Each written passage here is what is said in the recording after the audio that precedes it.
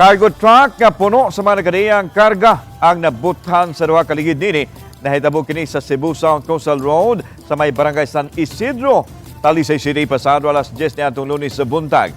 Nakapahinay kini sa dagan sa trapiko sa maong dapit. Matod ni Joy Tumulak, ang Pangulo sa City Tudang giisyuhan nila og reckless driving ang truck driver ug inuso usab ang reklamo ngadto sa LTO. Magpatabang sila sa Land Transportation Office sa pagmonitor sa mga klase sakyanan sa roadworthiness nini.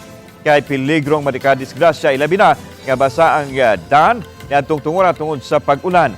Nagbiyahe gikan sa South Padong sa Cebu City ang truck sa dihang nibuto ang duha ka ligid niini.